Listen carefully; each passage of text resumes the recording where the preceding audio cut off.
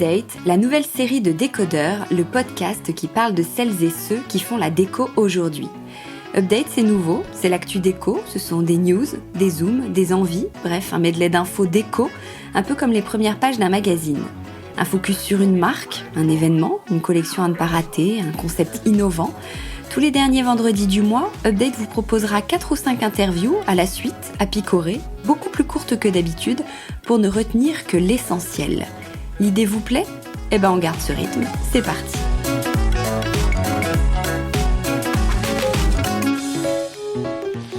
Alors aujourd'hui, je suis avec Bartholomé Lenoir qui a fondé la Chaise Française, qui défend le savoir-faire français, comme son nom l'indique, mais aussi un engagement éco-responsable. Bonjour Bartholomé. Bonjour Hortense.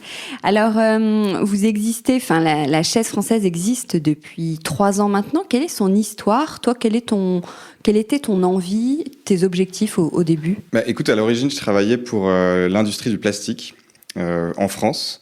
Et en gros, des clients historiques de cette entreprise étaient des fabricants de chaises d'injection classiques. Et en fait, j'avais rencontré ces clients et j'avais vu et découvert, si tu veux, la terrible détresse dans laquelle ils se trouvaient parce qu'il y avait quasiment plus de fabrication. Beaucoup de produits étaient fabriqués en Chine et ils avaient vu au fur et à mesure du temps une dégringolade de leurs commandes. Et donc, j'avais été assez touché par leurs histoires et je me suis dit, il y a peut-être quelque chose à faire pour ne pas perdre la fabrication de chaises comme savoir-faire en France. Parce qu'on en est là aujourd'hui. La fabrication de chaises, c'est vraiment devenu très, très compliqué de façon industrielle comparé aux Chinois. C'est le meuble le plus en danger en France. Comparé, quand on discute avec des professionnels, souvent ils disent, par contre, sur la chaise, on ne pourra pas faire fabriquer en France parce que c'est impossible et tout ça. Donc nous, c'était ce constat-là que j'avais fait m'a animé et je me suis dit, il faut faire quelque chose là-dessus en 2017.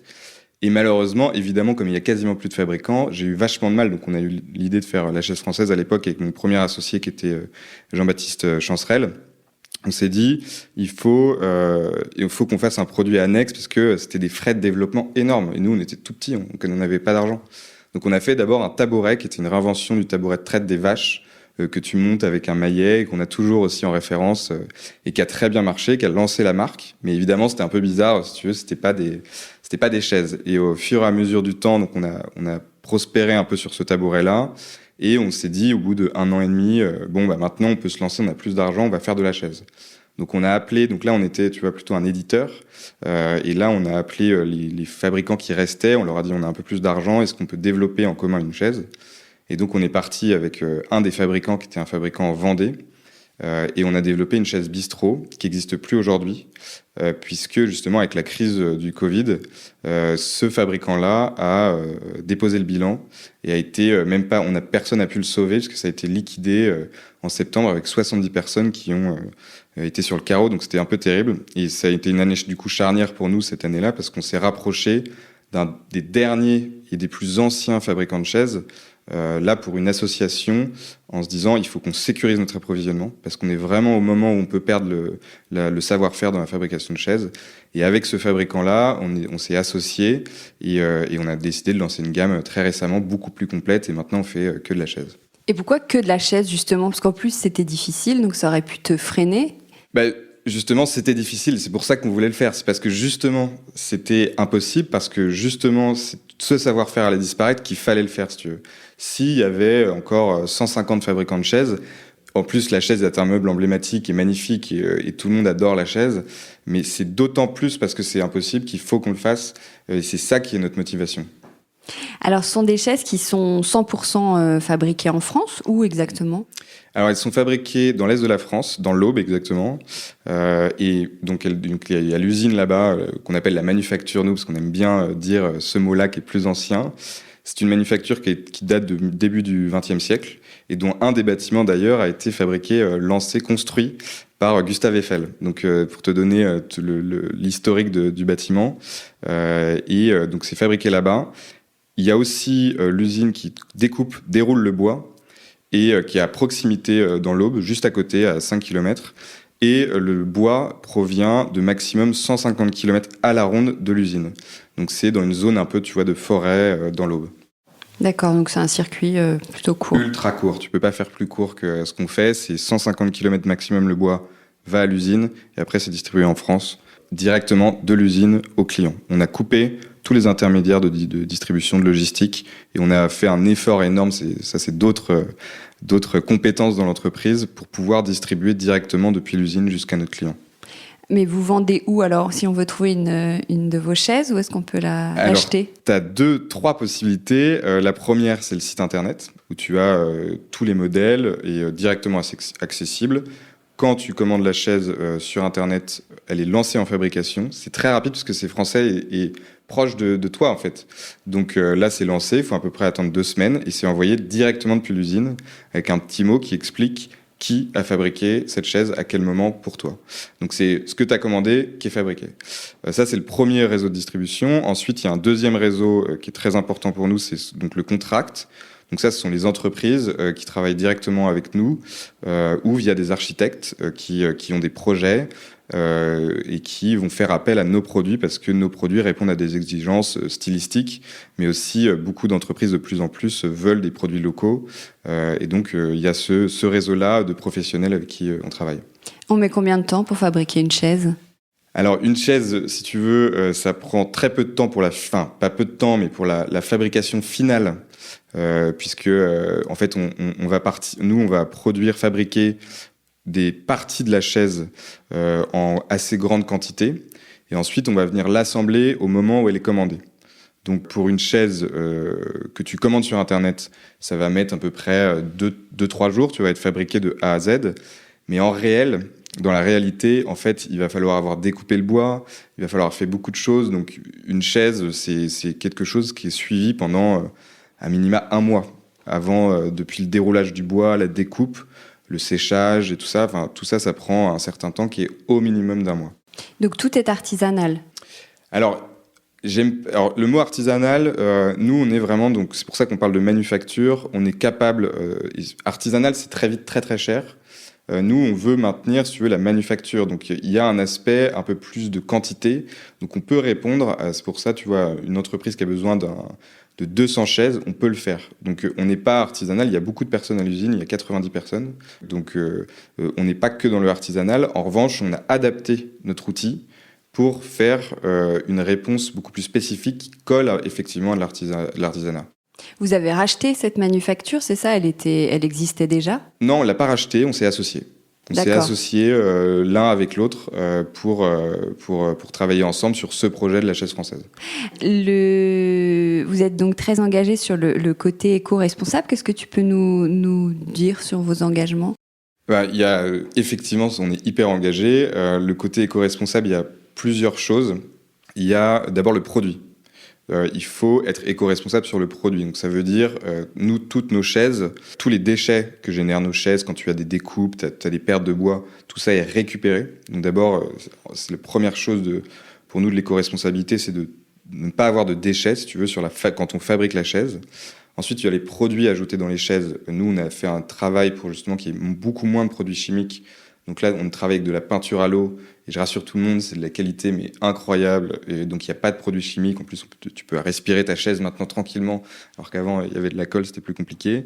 Et donc, du coup, on a fait un travail éco-responsable sur le produit avec ces 2 développements. De ne pas avoir de déchets, en tout cas de tous les récupérer et d'avoir de la peinture à l'eau. On est aussi éco-responsable parce que, si tu veux, on travaille avec des forêts qui sont gérées durablement. Donc notre bois est sourcé durablement et ça c'est hyper important qu'en France. Et dans cette forêt-là, on va venir planter des arbres à chaque fois qu'une chaise est vendue.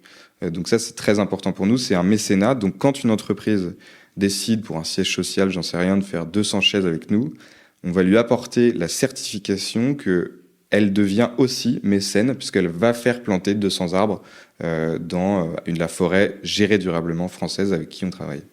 D'où ça te vient, cette sensibilité green ? Écoute, je pense que ça me vient, comme beaucoup de gens de ma génération, du fait que je suis né dans les débuts des années 90, on est né avec le Made in China. C'est-à-dire qu'on est né avec moi, ce que j'appelle un délire qui est devenu n'importe quoi, de produits très cheap, et qui viennent de nulle part et en fait qui n'ont plus du tout de sens. Et donc moi au début je vivais avec ça, avec mon Walkman comme tout le monde.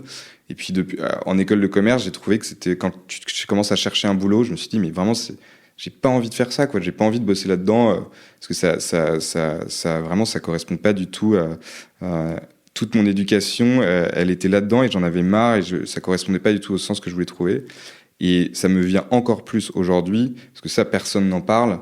Mais si tu veux, tout le monde dit tout le monde est green, c'est beaucoup mieux. Mais en réalité, derrière les messages green de grandes enseignes très connues, c'est encore pire qu'avant. Là, aujourd'hui, tout le monde parle du Made in France.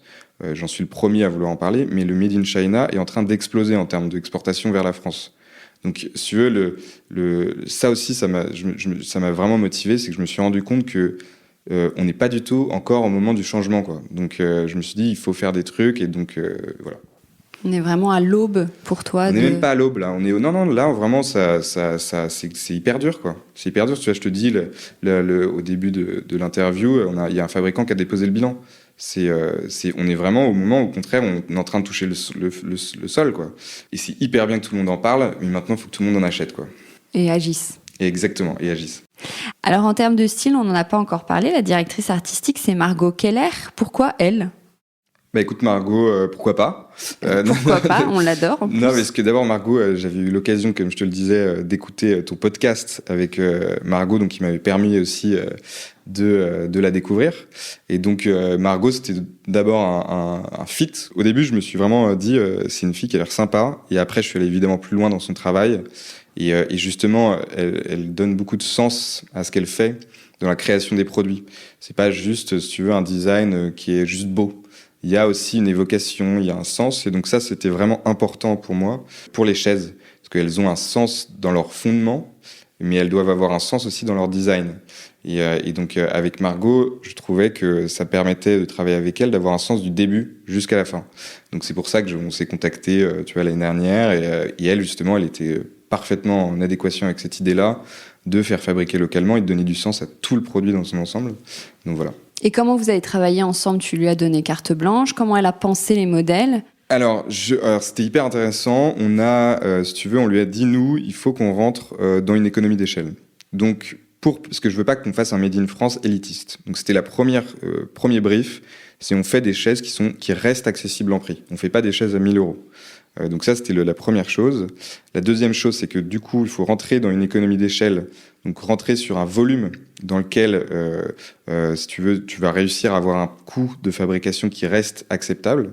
Donc, on a beaucoup travaillé avec Margot sur les découpes, en essayant de garder un moule unique. Bon, c'est pas le cas, on a 2 moules aujourd'hui, mais en fait, sur un moule, on va venir extraire des chaises qui sont très différentes, grâce au système de découpe et qui nous permet d'atteindre des prix accessibles. Donc c'est vraiment ça qui a été le brief de Margot, de partir d'une base, d'un diamant brut.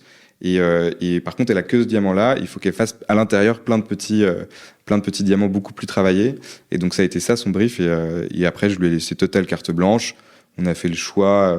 Elle avait fait plein de propositions, enfin plusieurs propositions. Et on a fait le choix ensemble de construire une gamme cohérente. D'avoir des prix qui sont progressifs, des qualités qui sont progressives, des teintes qui soient un peu différentes. Donc ça, c'était le deuxième enjeu. Et voilà. Ça, on l'a un peu plus fait ensemble pour pouvoir coller au marché quand même. Donc là, on en parle, mais on voit pas comment tu décrirais le style de tes chaises. Combien il y a de modèles ? Alors, il y a une quinzaine de modèles. Le style, pour moi, il est contemporain. Et donc si tu veux, c'est des courbes, c'est des dessins qui sont, à mon avis, assez originaux par rapport à ce qu'on trouve aujourd'hui sur le marché. Ça, c'est la première chose. Et aussi, il y a un truc dans le style auquel je suis hyper attaché, c'est que tu vois la qualité. C'est-à-dire que stylistiquement, elle est de qualité. Je sais pas comment expliquer ça, mais quand tu vois cette chaise, tu vois que c'est un produit qui est de magnifique qualité, qui est un bois, et quand tu fais une belle découpe, tu vas laisser transparaître une partie de la chaise qui est, tu vois, la partie latérale et qui va montrer cette qualité-là. Et donc, le design met en avant cette qualité aussi. Donc, si il y a des modèles qui sont vraiment sympas, il y a des modèles enfants aussi. Alors, imaginons, je commande mon modèle, je le reçois, je dois le monter ou la chaise arrive telle quelle ? Alors, ça dépend des modèles, mais en règle générale, tu as un montage très simple. qui dure à peu près 2 minutes. Tu as une petite clé Allen et tu dois monter. Donc tu as les pieds et la coque. Et donc tu mets la coque sur les pieds, tu montes les pieds. C'est très, très rapide et très simple. Et ce qui permet une livraison très facile. Ok, eh ben merci beaucoup Bartholomé. Mais je t'en prie, merci beaucoup de m'avoir reçu. Au revoir. Ciao. Avec Décodeur, la déco, ça s'écoute.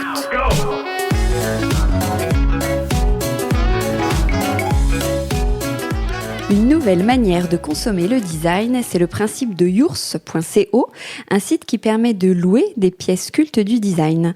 Son fondateur, Franck Malaise, va nous expliquer ce concept. Bonjour Franck. Bonjour Hortense. Alors, comment vous est venue l'idée de ce projet ? On attaque comme ça. Racontez-nous l'histoire de Yours. Alors en fait, c'est venu d'une discussion avec Françoise Novelle, qui est cofondatrice de Yours, qui est architecte de formation, passionnée de design comme moi.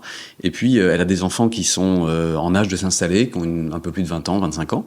Et je connais Françoise depuis de nombreuses années. Et puis un jour, elle me dit, mes enfants ont vécu chez moi, chez mon mari, avec de très beaux meubles, de très grands éditeurs, ils ont vécu, ils ont grandi avec ces meubles.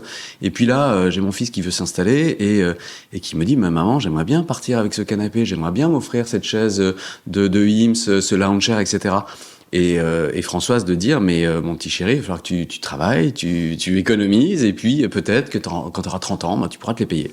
Et puis avec cette réflexion, on en est venu à se dire, mais finalement, toute cette génération de gens qui ont moins de 30 ans, moins de 35 ans, qui ont grandi dans une culture design sans être forcément des experts, des connaisseurs, peuvent avoir envie de vivre avec du beau, sans avoir les moyens de se l'offrir. Et c'est des gens qui sont habitués à l'économie de l'usage, plus qu'à l'économie de la propriété. Ils ont plus envie de se dire, j'ai envie de profiter d'un service ou d'un bien, comme ils le font avec la musique. Aujourd'hui, on n'achète plus ou très peu de disques, on n'achète pas de films ou de DVD, on va s'abonner à des services de streaming, et comme la voiture, eh bien maintenant, ça devient presque surprenant d'acheter une voiture, on va la prendre en leasing, la louer, le temps de notre besoin. Et ben on s'est dit finalement sur le mobilier, il y a sans doute quelque chose à faire pour permettre à toute cette génération et puis plus loin aussi des personnes plus âgées mais aussi des professionnels de profiter de l'usage et finalement réaliser son rêve de vivre avec des très belles pièces de design sans avoir les moyens de se l'offrir. Et donc c'est comme ça qu'est venue l'idée de Yours d'être la première plateforme d'abonnement, de souscription au mobilier et aux luminaires iconiques et contemporains. Mais alors concrètement, comment ça se passe ? Quelle est la procédure ? Moi là, si j'ai envie de louer, qu'est-ce que je peux louer et où je dois aller ? Alors vous allez sur la plateforme donc yours.co. Yours d'ailleurs le nom veut dire c'est à moi, c'est presque à moi. Yours, it's yours. Sauf qu'on a rajouté un e à la fin, donc yourse.co. Vous allez sur cette plateforme et puis vous avez accès à un catalogue, à une boutique en ligne, tout simplement. Tout est digital. Vous allez faire votre choix, soit par designer, soit par éditeur, puisqu'on travaille donc avec les grands éditeurs de la place. Et vous allez sélectionner les meubles qui vous intéressent ou les luminaires qui vous intéressent. Et puis vous allez faire une simulation. C'est-à-dire que vous allez dire tiens, moi j'ai plutôt envie de le louer sur 1 an, 2 ans, etc. Ça va de 1 an à 5 ans en fonction de ce que vous projetez que sera votre vie. C'est-à-dire que je sais pas, vous venez d'emménager à Paris en coloc, mais vous savez que ça va pas durer 10 ans. Donc pour les 3 prochaines années, vous dites tiens, je suis en coloc, c'est bien, mais j'ai envie aussi d'avoir du beau mobilier. Et donc vous faites cette simulation, vous choisissez la durée. Vous choisissez également ce qu'on appelle la valeur résiduelle, c'est-à-dire le montant que vous souhaitez payer à la toute fin du leasing si vous souhaitez garder la pièce. Parce que tout le principe, c'est de dire je suis locataire, mais à la fin, je peux décider de garder la pièce. Donc de l'acheter. Ouais. Et de l'acheter pour un prix qui est pas comme si vous l'achetiez comptant, puisque vous aurez déjà payé pendant un certain nombre d'années un loyer. Donc vous allez l'acheter, et en général, la valeur résiduelle, c'est-à-dire le montant que vous allez devoir payer pour en être propriétaire à la fin, c'est de l'ordre de 5 à 10% de sa valeur d'origine. Donc c'est un tout petit effort. Donc vous allez simuler ce montant de loyer, et puis ensuite vous faites confirmer. On va vous demander votre pièce d'identité, on va vous demander de télécharger votre pièce d'identité, un justificatif de domicile, un justificatif de revenu, Et puis c'est parti, et quelques semaines plus tard, puisque ce sont des pièces qui sont fabriquées à la commande, quelques semaines plus tard, vous allez recevoir un coffret qui vous dit ces pièces, voilà leur histoire, voilà leur origine, leur authenticité, et puis des conseils d'entretien, parce que c'est des pièces qu'il faut entretenir, qu'il faut maintenir. Et puis vous allez être livré avec une équipe qui vient avec des gants blancs, c'est une livraison gants blancs, pour vous installer vos meubles, vos luminaires, repartir avec les éventuellement d'anciens meubles, dont on fait d'ailleurs le don à des associations si vous souhaitez vous débarrasser de vos anciens meubles, plutôt que de les mettre à la décharge. Il y a près de 2 millions de tonnes par an de meubles qui sont jetés, et donc ça c'est plus possible, il faut faire quelque chose. Et voilà, et ensuite vous vivez votre expérience, et puis à la fin vous décidez, tiens, je change, j'en ai marre de ce canapé bleu, je veux changer, donc je continue, je pars sur un nouveau leasing, ou alors je veux les acheter, et du coup je débourse cette petite somme à la fin pour en rester propriétaire. Mais ce sont des meubles cultes du design, je disais en intro, mais du coup, ce sont des rééditions, ce sont des nouveautés ou ce sont des meubles que vous avez chinés? D'où viennent-ils? Alors, ce sont des meubles, effectivement, de réédition. On a commencé l'aventure Yours avec des meubles qu'on a appelés iconiques, donc des meubles qui parlent à tout le monde, dont on ne met pas forcément le nom du designer ou le nom de la pièce derrière, forcément, parce qu'on n'est pas forcément connaisseur, mais on les a tous vus dans les magazines, dans les films, dans les expos, etc., dans les musées parfois. Donc, les meubles cultes et iconiques. Ils sont réédités par des grandes maisons d'édition qui ont les droits exclusifs, donc on est bien sur des meubles authentiques, donc les Cassina, les Molteni, les Capellini, les Vitra, etc., et Serge Mouille, etc. Et donc, ce sont des meubles qui viennent de ces grandes maisons d'édition. Et puis ensuite, on a très vite développé également une gamme de mobilier contemporain, donc des choses qui sont moins cultes, mais faites par des designers vivants, tout simplement, aussi de grandes maisons d'édition.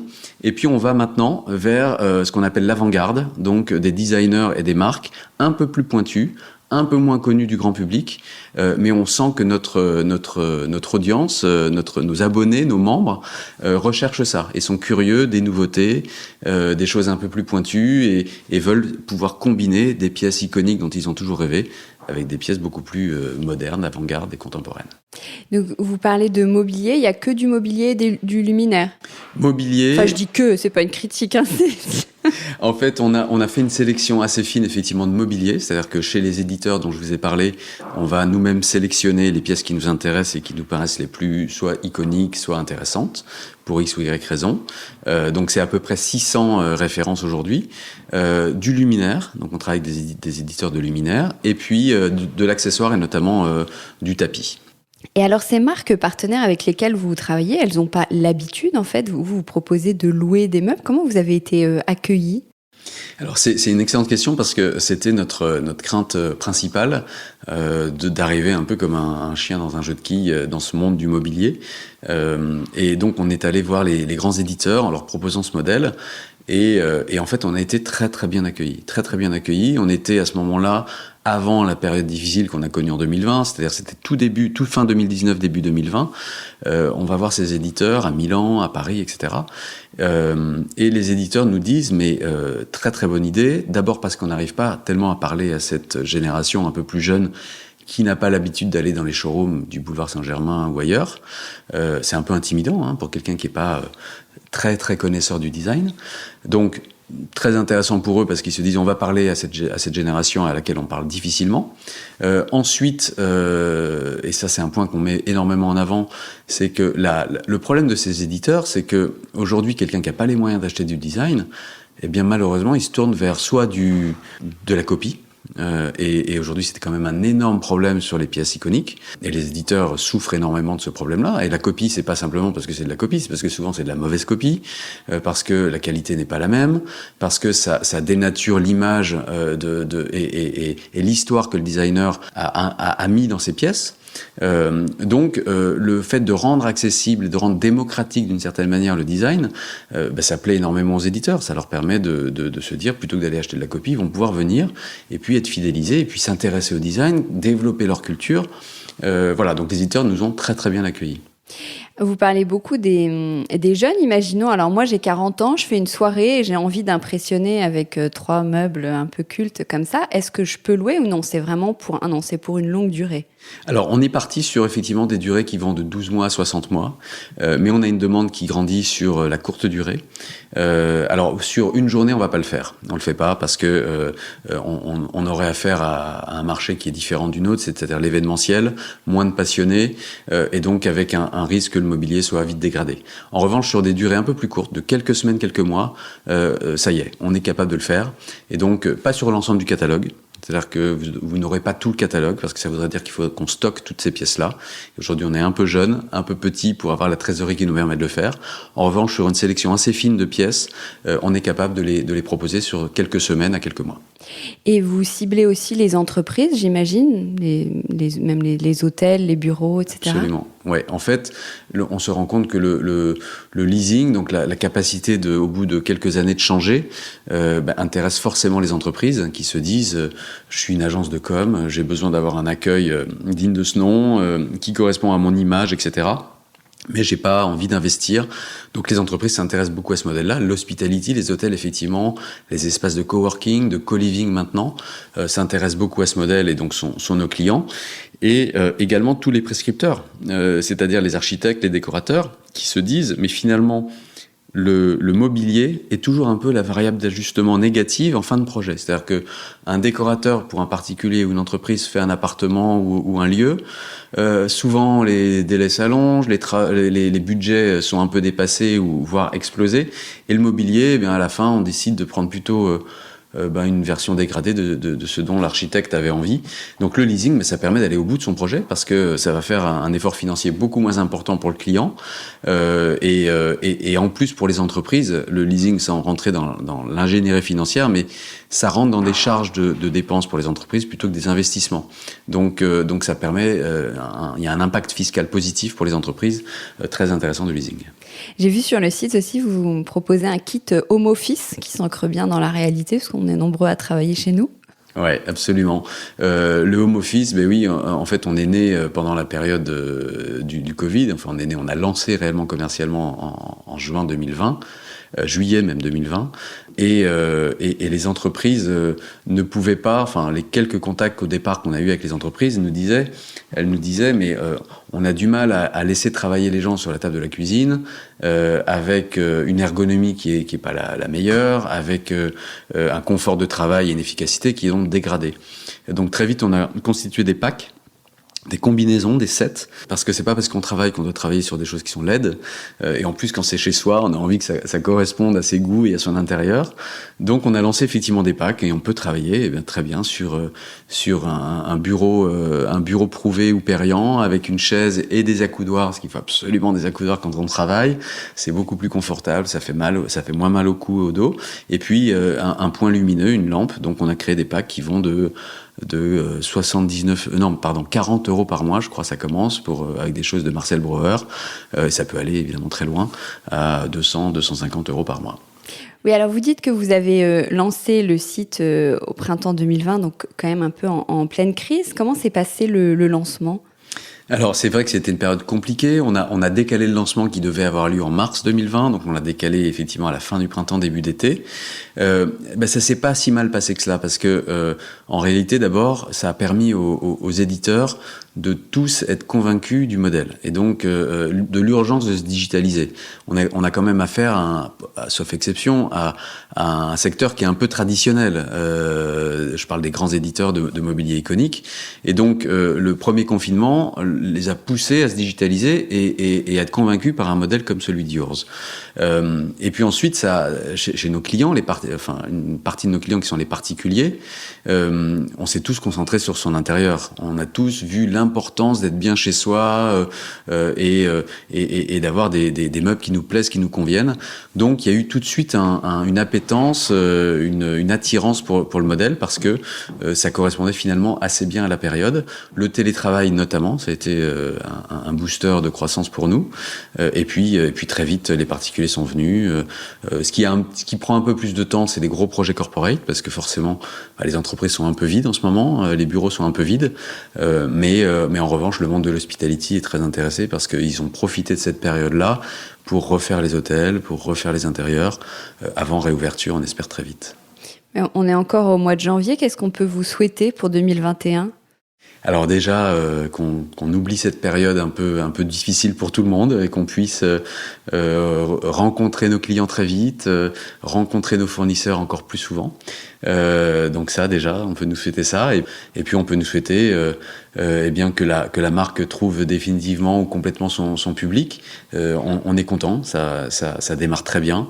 Mais il faut évidemment qu'on ait un peu de notoriété pour que les gens aient le réflexe de se dire: ah oui, très bien, bah oui, ce lounge chair de Eames dont je rêve depuis longtemps, eh bien, je vais pouvoir me l'offrir et en bénéficier pendant quelques années et l'acheter ensuite pour quelques dizaines d'euros par mois. Eh bien, on vous le souhaite. Merci beaucoup, Franck. Merci, Hortense. Au revoir. Avec Décodeur, la déco, ça s'écoute.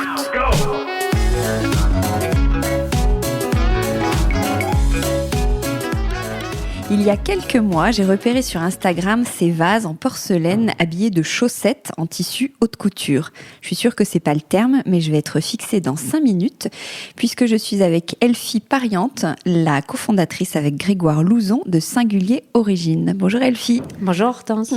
Alors comment tu nous décrirais ces vases ? On dit chaussettes ou on dit pas chaussettes ? Eh ben, entre nous, effectivement, on dit chaussettes, mais on s'est dit que c'était peut-être pas le mot le plus adapté pour vendre un produit quand même assez haut de gamme. Donc en fait, nous on appelle ça des fourreaux. Ok. Donc comment tu décrirais ces vases ? Là, on les voit pas, on se parle. Donc comment tu décrirais aux auditeurs tes jolis vases ? Ce sont des vases en porcelaine qui sont faits à Limoges et qui sont habillés avec donc des fourreaux en tissu. Et la plupart de nos tissus, même quasiment tous, sont des tissus haute couture, upcyclés et français. Mais d'où viennent ces tissus ? Tu les achètes, tu les récupères ? Alors, on aimerait bien les récupérer, mais c'est pas si facile. En fait, on les achète, mais on les achète auprès de grandes maisons françaises de tissus. On achète les chutes de tissus. Donc, c'est des tout petits métrages, voire vraiment même des morceaux. Et c'est grâce à ça qu'on peut accéder en fait à des très très très beaux tissus haute couture, haut de gamme, qui seraient inaccessibles si on les achetait au mètre. Et les vases, alors, tu les achètes ou ils sont fabriqués pour Singulier ? Alors, évidemment, c'est assez fréquent de trouver des vases en forme de tube comme ça, mais nous, on les fait faire sur mesure parce qu'on a vraiment décidé des tailles pour que ça soit le plus joli et le plus harmonieux possible entre les deux formats de nos vases. Donc, on les fait faire à Limoges dans une superbe manufacture très, très, très ancienne qui a gardé tout son cachet. Et pourquoi vous avez choisi la porcelaine de Limoges ? Alors, pour plusieurs raisons. Déjà, on voulait faire quelque chose de beau dans sa totalité, donc avec vraiment des matériaux nobles, mais aussi parce que vu qu'on habille nos vases avec des tissus, il fallait absolument que la matière ne soit pas poreuse. Et donc, en fait, la porcelaine nous donne cette garantie-là que l'eau ne passe pas à travers, alors que du grès ou une autre céramique aurait pu, au bout d'un moment, altérer le tissu, en fait. Et cette forme cylindrique qui est unique aussi, vous avez qu'une forme, vous avez plusieurs tailles, mais qu'une forme, c'est votre signature aussi ? Pour le moment, ça allait. On voulait quelque chose de très épuré, d'une ligne vraiment pure. Et effectivement, il fallait aussi que ça soit facile pour nous de pouvoir insérer le fourreau et que les gens puissent par la suite changer de fourreau. Donc, il fallait qu'il ne soit pas emprisonné dans une forme, le tissu. Donc, on est parti sur des tubes, mais en fait, on aime ce côté vraiment intemporel au niveau de la forme. On voit accès à quoi ? Actuellement, on voit énormément de formes de vases qui sont toutes d'ailleurs très, très, très jolies. Mais on voulait quelque chose d'intemporel, donc un tube. Et alors là, on parle de vase, mais en fait, vous le déclinez aussi en lampe ? Oui. Oui. En fait, on part de ces mêmes vases, d'ailleurs, qu'en fait, on perce après cuisson pour être sûr d'avoir une forme parfaitement cylindrique, pour pouvoir ensuite y apposer le globe et tout le côté, le cordon et le câble et tout ça. Oui, parce que vous parlez de famille, ce terme, ça permet de créer des décors. En fait, tu peux mettre ton vase avec le même fourreau et le même fourreau sur la lampe. Oui, en fait, c'est ce qui nous a plu dans le concept, c'est qu'au départ, on cherchait vraiment une idée avec un petit plus innovant, vu que c'est quand même notre cœur de métier d'être créatif. On avait envie qu'il y avait une petite touche supplémentaire dans notre produit. Et donc, quand on a pensé au vase, on s'est tout de suite dit de le décliner en lampe. Et ce qui était joli, c'est que ça créait des familles d'objets qui avaient une unité, mais en même temps, grâce au tissu, chacun sa personnalité. Donc, ce qu'on aime et ce qu'on essaye de recommander aux gens, c'est de les collectionner. Déjà, c'est très beau, mais s'il y en a 2, 3, en fait, ça crée vraiment une famille d'objets. qui nous plaît beaucoup. Alors, les tissus viennent des éditeurs, les vases de Limoges, mais qui fabrique l'ensemble en fait ? Alors, on a une couturière de talent qui nous façonne les chutes et qui les coud en fourreau. Et après, nous, en fait, à Paris, on réceptionne donc la porcelaine, plutôt à Levallois même.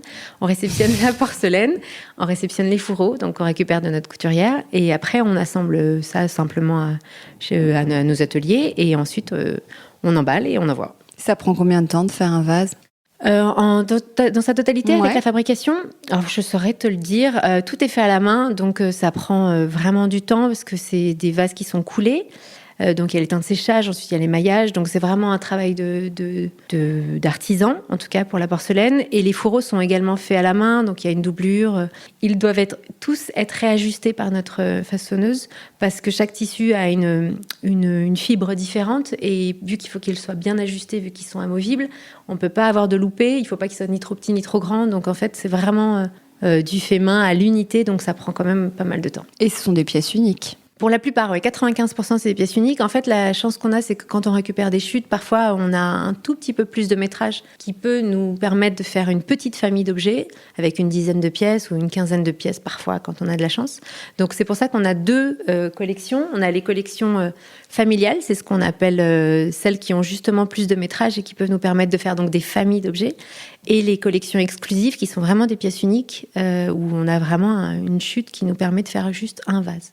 Est-ce qu'on peut avoir acheté un vase et changer le fourreau ? Est-ce qu'on peut acheter le fourreau seul ? Oui, justement, c'est aussi tout l'attrait de ces objets déco-là. C'est que tous nos fourreaux sont amovibles. Donc, en fait, vous pouvez, quand vous achetez un vase ou une lampe, vous avez évidemment le fourreau de votre choix dans un premier temps qui est vendu avec. Et ensuite, vous pouvez, en ligne ou quand on est en pop-up, acheter des fourreaux supplémentaires pour pouvoir par la suite changer d'envie, d'humeur, de déco, de style, de saison, comme vous le souhaitez en fait. Et en parlant de pop-up, où est-ce qu'on peut vous acheter, trouver les produits ? Nous avons eu la chance d'avoir été sélectionnés pour faire partie des pop-up pendant 2 semaines aux Galeries Lafayette. C'était une super expérience. Actuellement, on n'a plus de pop-up dans les mois à venir, mais on est dans quelques boutiques en France. Et même d'ailleurs aussi en Islande, figure-toi, pendant que j'y pense. Donc en France, on est dans des boutiques comme la Scénographe au plateau numéro 8 à Paris, où on est chez Mon Amour aussi à Montpellier, et on a eu la chance d'être sélectionné par Les Petits Hauts, et donc on est dans quelques boutiques, on a quelques vases, quelques pièces uniques dans les tons roses, dans les jolies boutiques des Petits Hauts. Et vous vendez en ligne ? Et évidemment, on est en ligne sur notre e-shop. On peut trouver tous les produits Oui, une large gamme de produits sur notre e-shop, ouais. Comment vous avez eu l'idée quand vous l'avez créé ? Quand a été créé Singulier Origine et comment est venue l'idée, ouais ? Alors, Singulier existe depuis septembre 2019, donc ça fait bientôt 1 an et demi. L'idée est venue de mon associé, donc Greg, qui est aussi mon mari, mon binôme, tout quoi. Et c'est lui qui a eu cette idée de créer et d'habiller des vases en porcelaine. Au départ, on a fait des essais sur des vases qu'on avait chez nous d'ailleurs, sur même des tubes en carton. On a fait des essais au départ et on a trouvé l'objet cool. Notre impératif pour créer la marque, c'était comme je le disais tout à l'heure, on voulait, vu qu'on est créatif et directeur artistique de formation, on voulait avoir, à force de s'occuper en fait des marques des autres et de mettre en beauté et en lumière des annonceurs et des produits, on avait envie d'avoir le nôtre à condition qu'il soit différent, en fait, que ça soit pas un produit qu'on a déjà vu. Il fallait qu'il y ait un petit plus. Donc, on a cherché pendant 1 an, en fait, un produit à développer. Et quand Greg a proposé d'habiller des vases avec du tissu, on s'est vite rendu compte que ça n'existait pas, en tout cas. On a cherché, on n'a rien trouvé de similaire. Et donc, on s'est dit qu'il y avait vraiment quelque chose à faire là-dessus. Et on pensait que ça allait être très simple au début de faire des vases tubes. Et en fait, c'est très complexe pour un céramiste parce que finalement, à la cuisson, ça bouge beaucoup et que c'est pas si facile d'avoir un tube qui soit droit et régulier aussi en termes de cuisson. Mais voilà, en fait, le projet est venu assez vite dès qu'on a vu que c'était très varié, qu'on pouvait associer plein de tissus et faire plein de possibilités différentes. On a adoré et on a foncé. Donc vous le faites en parallèle de vos activités, c'est pas ton métier à 100%. Non, c'est notre à côté. On appelle ça notre récré entre nous. Même si c'est un récré qui nous prend de plus en plus de temps, la chance c'est que 2020 a fait qu'on a eu moins de travail sur notre studio de design graphique et donc on a pu se concentrer plus sur Singulier cette année. L'avantage c'est que c'était la première année, donc ça tombe bien. Donc on a eu un petit booster de temps, on va dire, sur Singulier qui fait que on a pris ça à fond et on adore. Pourquoi ce nom ? Tout simplement parce que justement, on voulait que ça soit des objets qui se différencient de ce qu'on peut voir tout le temps et beaucoup. Et donc, on voulait quelque chose de singulier, on voulait quelque chose d'unique. Et donc, voilà, on a trouvé ce nom-là. Ok. Merci beaucoup, Elfie. C'était un plaisir. Merci, Hortense. Au revoir.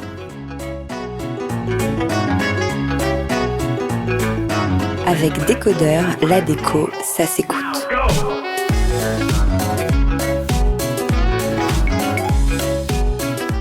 Un partenariat solidaire entre Made.com et les résilientes d'Emmaüs Alternatives, on ne s'y attend pas forcément. Je suis donc avec Alice Hager, directrice France de la marque Made.com, et Eugénie Delarivière, designer et chef de projet Les Résilientes, qui vont tout nous raconter. Bonjour à toutes les deux. Bonjour Hortense. Bonjour. Peut-être qu'on peut présenter dans un premier temps Les Résilientes. Eugénie ? Bien sûr. Alors, Les Résilientes, c'est un studio de design un peu particulier parce qu'on est au sein d'une structure Emmaüs qui s'appelle Emmaüs Alternatives. Donc, il faut voir en France le mouvement Emmaüs comme une fédération d'associations où chacun des groupes, il y en a presque 300 en France, sont tous indépendants les uns des autres avec une mission commune qui est de lutter contre la précarité. Donc, nous, on est un chantier d'insertion basé en région parisienne. On a 30 ans cette année. Et notre particularité, c'est qu'on a à la fois un pôle social où on va accompagner des personnes qui sont en situation de précarité à travers l'accès au logement, un suivi RSA, toutes ces choses-là. Et on a aussi un chantier d'insertion basé à Montreuil, dont le principe est de faire de l'insertion par l'activité économique. Donc on va accompagner des personnes de 6 mois à 2 ans vers une insertion professionnelle durable. Donc nous, on est au sein de ce chantier d'insertion et on a une activité particulière qui est faire de l'upcycling, c'est-à-dire qu'on travaille sur des collections d'objets et quelques accessoires de mode à partir de produits qui sont issus des dons faits à l'association Emmaüs Alternatives et qui ne peuvent pas être vendus en l'état. Merci. Et alors, Alice, Made.com, un petit mot ? Alors en quelques mots, Made.com, c'est la première marque de design en ligne en Europe. On a 10 ans, en fait, nos 10 ans cette année. Il y a 10 ans, 3 Français sont partis à Londres et ont créé cette marque.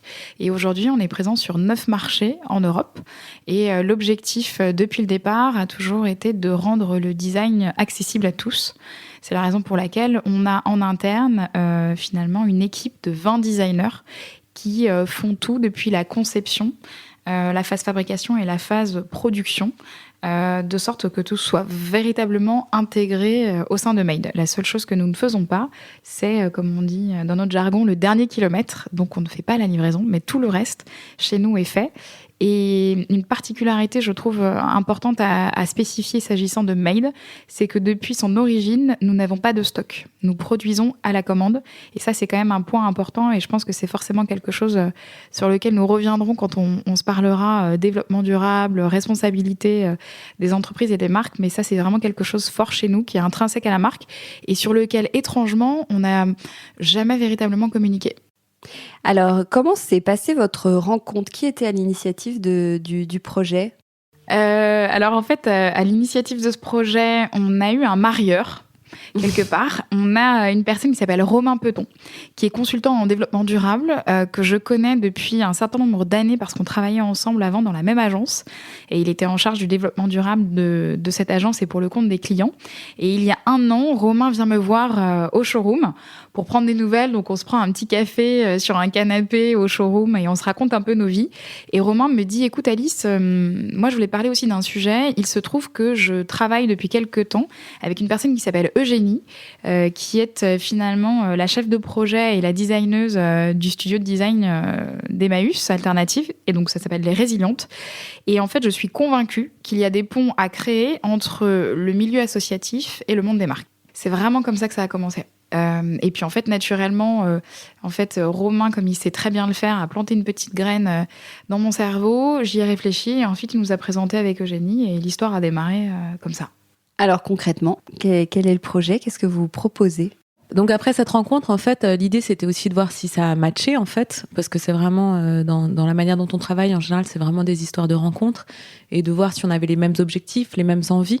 Le vrai fond du projet, c'est vraiment une rencontre entre le monde associatif et le monde de l'entreprise et de voir qu'est-ce qu'on peut faire à une petite échelle, mais dans l'idée aussi qu'il y ait quand même un impact qui grandisse, faire un projet ensemble sur des sujets qui étaient communs Donc, on a travaillé sur un partenariat avec Made.com qui a une problématique, mais ça, Alice pourra vous en reparler, qui est qu'ils font de la vente en ligne, mais ils ont quand même des espaces physiques, des showrooms pour pouvoir rencontrer leurs clients et présenter les produits en vrai. Et en fait, ces showrooms, il y a beaucoup de j'ai envie de dire turnover, mais j'aime pas trop les anglicismes, mais beaucoup de pièces à changer et à remplacer chaque mois.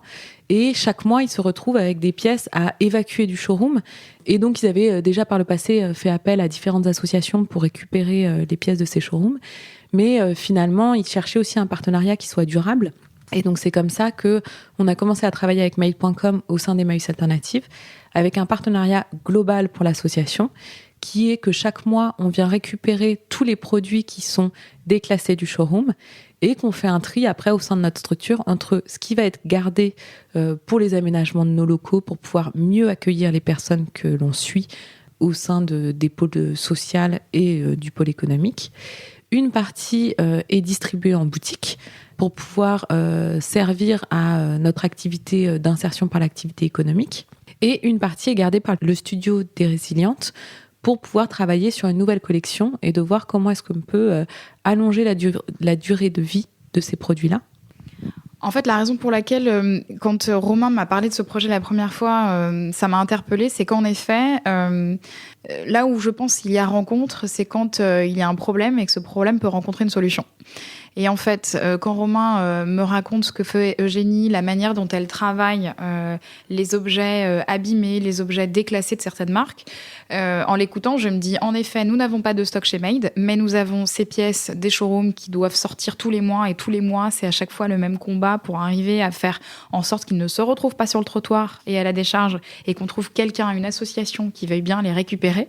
Et on a également un deuxième problème chez Made, c'est que nous n'avons pas de stock, mais nous avons des retours clients. Quand les clients reçoivent des produits, soit le produit convient, ils le gardent, soit dans la livraison, au cours de la livraison, le produit s'est endommagé. Ça nous est tous arrivé malheureusement, un miroir, une lampe, etc. Et dans ces cas-là, évidemment, les clients nous retournent les produits. À date, ces produits, on les récupère, on les réceptionne et aujourd'hui, on les stocke dans un très gros entrepôt qui se situe dans le nord de la France. Et il faut être très honnête, ça n'est pas notre cœur de métier aujourd'hui chez Made d'être malheureusement en capacité de réparer ces objets-là. Donc on avait bien sûr monté des partenariats avec différents acteurs qui étaient capables de les réparer et qui ensuite les récupéraient pour leur compte, en faisaient des déstockages, etc. Mais si vous voulez, c'est un peu à date une solution qui est bancale. Et moi, ce qui m'a beaucoup intéressée quand on m'a parlé des Résilientes, c'était de me dire, tiens, là, j'ai peut-être une solution concrète pour me permettre de résoudre ce sujet de volume de retour client dans le nord de la France et en plus une solution créative puisqu'elle passe par le design et puisqu'elle passe par une nouvelle façon de donner vie à ces produits. Et à terme, l'ambition de ce projet, c'est véritablement de se dire qu'on a une collection qui est pérenne et que demain, je vais sur made.fr, j'ai un onglet dédié Made, les Résilientes à cette collaboration et de manière finalement permanente, je peux avoir accès à ces pièces auxquelles les équipes d'Eugénie auront donné une seconde vie. Alors Eugénie, toi tu as récupéré, qu'est-ce que tu as récupéré comme type de meuble et comment vous avez travaillé au studio ? Donc en fait, après, chaque mois, on récupérait à peu près 200 kilos de matériel et d'objets, donc dans lequel on a fait le tri entre les différentes voies qui sont passées au sein d'Emmaüs Alternatives. Nous, pour le studio, on a appliqué la règle qu'on s'applique tout le temps au sein du studio, c'est-à-dire qu'on a choisi de travailler à partir des matières qui étaient les plus abîmées. Donc on s'est concentré sur le produit tapis qu'on a reçu. On a dû recevoir dans le premier lot, je pense, une vingtaine de tapis en fait.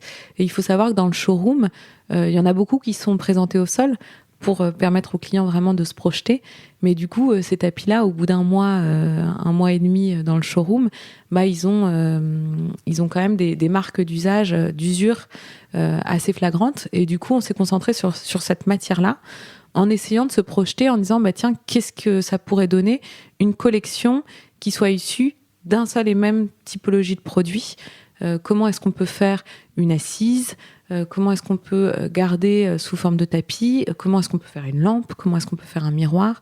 Donc on a essayé de se projeter dans différents produits à partir d'un même produit. Alors quel type de produit vous avez créé ? Alors on a fait donc 4 types de produits. La manière dont on a travaillé, c'est vraiment qu'on a commencé par détruire, pardon Alice, mais détruire les produits made, les tapis pour comprendre comment est-ce qu'ils étaient faits et que c'est un peu la façon de travailler dans l'upcycling. Il faut vraiment se laisser guider par la matière parce que on est un peu tributaire de la matière en fait. Donc on a commencé par détruire. Donc on a découpé, on a épilé, on a tondu pour voir qu'est-ce que ça pouvait donner comme nouvelles caractéristiques à cette matière-là. Donc il y avait cette façon-là de travailler et puis il y avait la façon aussi où avec Géraldine Tubéry qui est notre chef d'atelier, on travaille aussi avec les personnes qui sont en parcours d'insertion professionnelle. On a plus le rôle de direction artistique en fait, c'est-à-dire qu'on va développer un concept qu'on va présenter aux personnes de l'atelier et c'est là-dessus qu'on va vraiment travailler en équipe autour du développement des produits.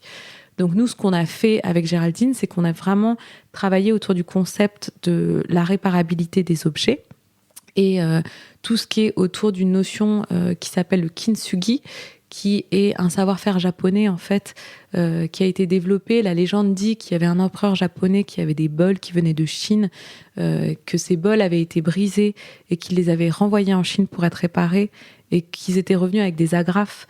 Donc l'empereur était un peu déçu et avait fait travailler en fait ses artisans au Japon pour pouvoir trouver une nouvelle manière de réparer.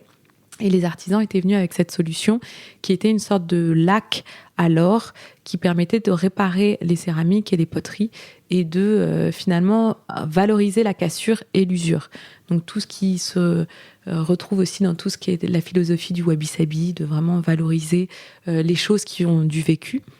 Donc on est parti sur ce concept-là et après avec les contraintes d'avoir des typologies de produits. Donc on voulait une lampe, on voulait un miroir, une assise et un tapis. Et avec ça, on a travaillé avec l'équipe sur la destruction. Donc est-ce que je comprenne bien, à partir de tapis, vous avez réussi à créer des luminaires, des poufs, je sais plus ce que tu nous disais. Voilà, donc maintenant on présente dans la collection, il y a une quinzaine de lots. Donc dans ces lots, il y a 4 typologies de produits. Il y a des tapis qui ont été reprisés en fait. Donc on a regardé les tapis qui étaient les moins abîmés, là où il y avait juste certaines taches à certains endroits, que ce soit un scotch qui avait été posé ou quelqu'un qui s'était promené dessus avec une boisson. On est venu tondre, épiler ces parties-là et rebroder en fait en venant rajouter de la couleur ou se remêler dans les fils. Donc en mettant vraiment en avant en fait l'endroit qui avait été abîmé. Il y a des poufs où on a appliqué la même technique, mais il y avait parfois c'était les bords des tapis qui étaient très abîmés, les bordures. Donc on a choisi d'utiliser cela pour les découper et créer des poufs dedans. Et pareil, on a tondu et rebrodé les parties qui étaient tachées. Il y a certains tapis qui étaient trop abîmés, donc on a choisi d'utiliser l'envers du tapis, donc de retourner les tapis dans l'autre sens et d'utiliser vraiment le dos pour pareil en faire des poufs. Et après, il y a certains tapis, par exemple, qui avaient beaucoup de motifs ou des choses qui étaient très fortes. Et par souci aussi de collection, on a utilisé ces tapis en venant découper dans les motifs pour en faire des miroirs. Et sur les miroirs, pour incruster, on a repris en fait les motifs avec une technique de glaçage des miroirs. Et ensuite, il y a les luminaires, où là, c'est vraiment passé aussi par la tonte et l'épilation des tapis pour aller chercher une certaine transparence dans la matière qui était un peu surprenante parce que du coup on se retrouve avec des produits qui sont très cocooning un petit peu parce qu'ils sont tout épais et puis après on vient dans la transparence chercher la lumière, donc c'est des appliques murales et qui sont faites complètement à partir de réemploi parce que ça c'est vraiment la règle qu'on se donne d'arriver à récupérer. Donc le bois qu'on a utilisé aussi pour faire les caisses des luminaires sont faites à partir de bois réemployé. Sauf la lumière, parce qu'on ne joue pas trop avec l'électricité récupérée. Donc, ce sont des pièces uniques. Alors, où est-ce qu'on peut, qui peut les acheter? Où peut-on les voir? Alors, ce sont en effet des pièces uniques, à tel point que je pense que c'est toujours intéressant de raconter, parce que d'abord, les gens ne savent pas forcément, mais chez Made, nos produits, naturellement, en fait, portent les prénoms des employés Made. Et donc, quand on a fait la collection avec Eugénie, on s'est dit que pour nous, c'était la suite logique de créer une filiation, finalement, entre les produits Made et cette première collaboration entre nous. Et donc, ces 15 pièces uniques portent toutes les prénoms des personnes qui ont travaillé pendant 1 an sur le produit, qui l'ont brodé, qui l'ont détruit, etc., etc. Et donc, en fait, à partir du 27 janvier jusqu'au 13 février, ces pièces vont être visibles en ligne sur made.fr. Elles seront également visibles dans nos showrooms de Paris et de Lyon, puisqu'on a décidé de faire des expositions pour pouvoir partager ça et que les gens aient l'opportunité de se déplacer et de les voir dans la vraie vie, dans le monde réel. Et l'objectif pour nous, c'est bien sûr de pouvoir les mettre en vente. Et donc, on a organisé une enchère solidaire pour cette première collection. On est en collaboration avec la salle de vente Agut, qui a décidé de nous accompagner là-dessus. Et donc, ça va être une vente aux enchères qui sera en ligne du 27 janvier au 8 février. Et donc, vraiment à la manière d'eBay, vous irez sur made.fr, vous regarderez les différents produits et vous pourrez décider d'enchérir sur telle ou telle pièce. Et tous les jours, revenir pour voir si les enchères montent, si c'est vous qui, pour le moment, êtes en pole position pour récupérer la pièce ou pas. Et l'objectif, ensuite, c'est que tous les fonds récupérés par cette première vente aux enchères aillent directement au studio des Résilientes pour leur permettre de financer leur structure. Et donc, il y a quelque chose qui est vraiment important pour moi, c'est que dans cette approche, on est pour moi bien au-delà d'une approche de mécénat pur, parce que on est dans un partenariat qui fonctionne très bien dans les deux sens. C'est-à-dire que moi, Eugénie, elle me rend service. Elle me rend service parce qu'elle me récupère tous les mois ces fameux 200 kilos qui aujourd'hui représentent quand même 2 tonnes au terme de cette première année. Elle me rend service, elle récupère ses produits et elle leur donne une seconde vie. Et chemin faisant, en fait, Eugénie, elle récupère les bénéfices de ces différentes ventes pour financer sa structure. Donc, on est encore une fois au-delà d'une simple approche de mécénat. Et je pense qu'on arrive à démontrer que, alors que de prime abord, sur le papier, tout nous opposerait. Dans les faits, on arrive à monter une collaboration qui soit autour du design et qui est finalement un business model économique qui se tienne. Et ça, pour nous, c'est vraiment très important. Et c'est la raison pour laquelle ça n'est pas un one-shot, comme on dit.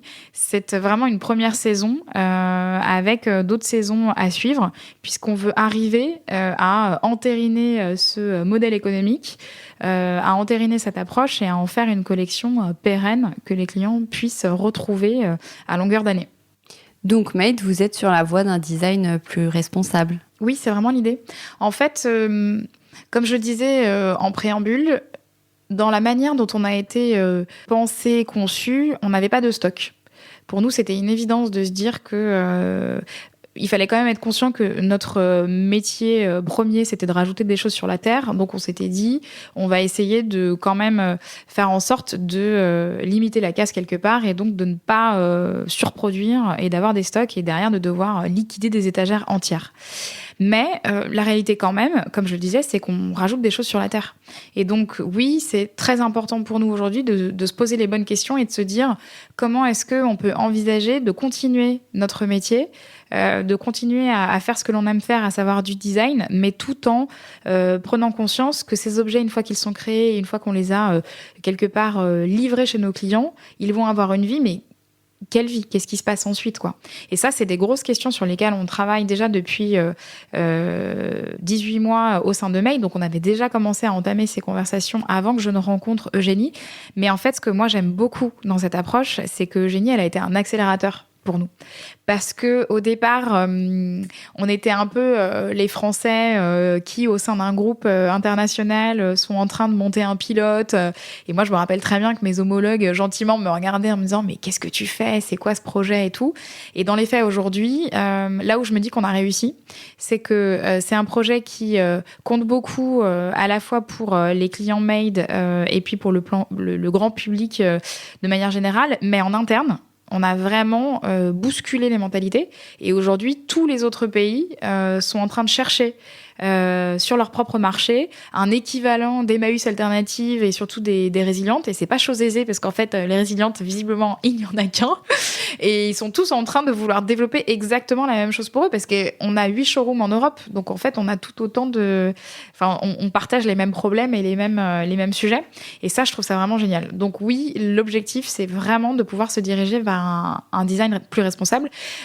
pour ce faire, il va falloir cocher plein d'autres cases qu'on n'aborde pas dans le sujet des résilientes, mais qui font aussi partie d'une approche plus holistique autour du design plus responsable. Donc, tout ce qui est relatif au sourcing des matériaux, tout ce qui est relatif à la production en tant que telle, à l'empreinte carbone, etc., etc. Donc ça, c'est de toute façon des projets qui sont menés à l'heure actuelle et sur lesquels on voudrait arriver à partager un maximum d'informations auprès de nos clients et de notre communauté.